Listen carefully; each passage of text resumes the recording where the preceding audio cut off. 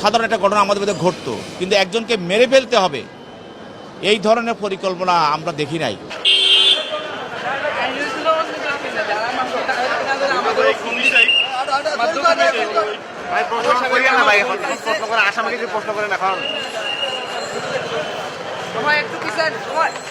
আপনারা সবাই দেখেছেন যে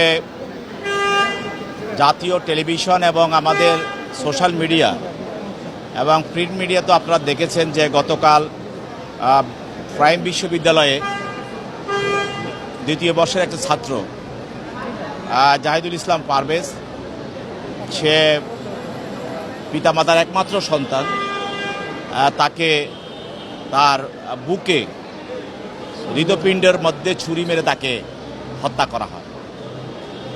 যমুনা ইলেকট্রনিক্স ঈদে ডাবল খুশি অফার সিজন 3, যে কোনো পণ্য কিনলেই পাচ্ছেন নিশ্চিত ঈদ উপহার।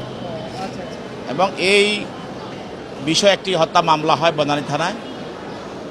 এই মামলায় তদন্তকারী কর্মকর্তা 3 জনকে গ্রেপ্তার করেন।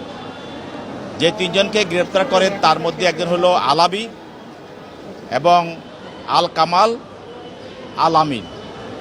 এর 3 জনে কেউই কিন্তু ওই বিশ্ববিদ্যালয়ের ছাত্র না, কিন্তু 3 জনকে এই সিসিটিভিতে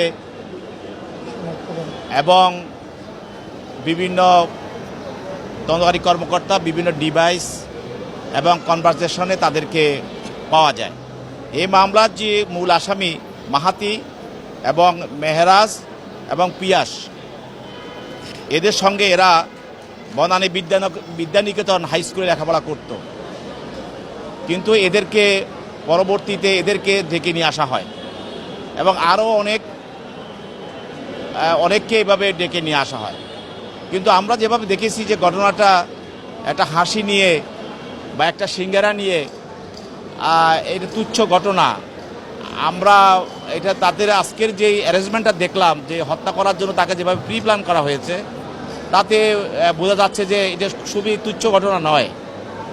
এর মধ্যে একটা পরিকল্পনা বা এর মধ্যে একটা তাদের নীল নকশাও ছিল এবং সেটা ইতিমধ্যে আপনারা বলছেন যে দেখছেন যে একটা ছাত্র সংগঠনের সঙ্গে যাকে নিহত করা হয়েছে জড়িত, তাহলে এখানে এর পিছনে আরও অনেক কিছু থাকতে পারে। তো সেজন্য তদন্তকারী কর্মকর্তা 3 জনের বিরুদ্ধে 10 দিনের রিমান্ড চেয়েছেন এবং বিজ্ঞ আদালত তাদের 7 দিনের রিমান্ড মঞ্জুর করেছেন। তাদের পক্ষে তাদের আইনজীবীরাও ছিল, তারাও রিমান্ডে এবং বাতিল এবং জামিনের প্রার্থনা করেছিলেন। তো উভয়ের বক্তব্য শোনার পর বিজ্ঞ আদালতে আদেশ দেন। তো এখানে আমরা বলেছি যে আমরা তো স্কুল, কলেজ, ইউনিভার্সিটিতে আমরাও লেখাপড়া করে এসেছি, কিন্তু আমাদের মধ্যে ঘটনা ঘটলে আমরা সাধারণ একটা ঘটনা আমাদের মধ্যে ঘটতো, কিন্তু একজনকে মেরে ফেলতে হবে এই ধরনের পরিকল্পনা আমরা দেখি নাই। কিন্তু সেই জন্য এই ঘটনাটার মধ্যে শুধু তুচ্ছ ঘটনা দেখলে হবে না, আমাদের মনে হচ্ছে যে এটার পিছনে আরও ঘটনা থাকতে পারে।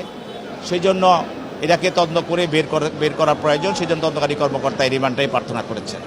তাদেরকে আমাদের পিতা মাতা, যারা আমরা অভিভাবক আছি, গার্ডিয়ান আছি, বাচ্চারা, তাদের কাউন্সিল করতে হবে এবং এদেরকে আমাদের নিজেদের তাদের গাইড করতে হবে এবং তাদেরকে মানবিক শিক্ষা দিতে হবে, নৈতিক শিক্ষা দিতে হবে।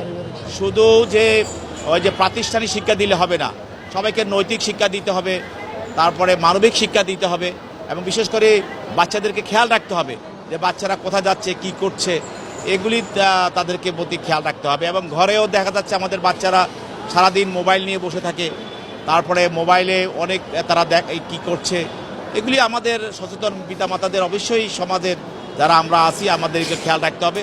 তাহলে আমাদের ভিতরে আমার মনে হয় গণসচেতনা সৃষ্টি হলে অবশ্যই আমরা এই ধরনের ঘটনা থেকে আমরা রেহাই পাবো।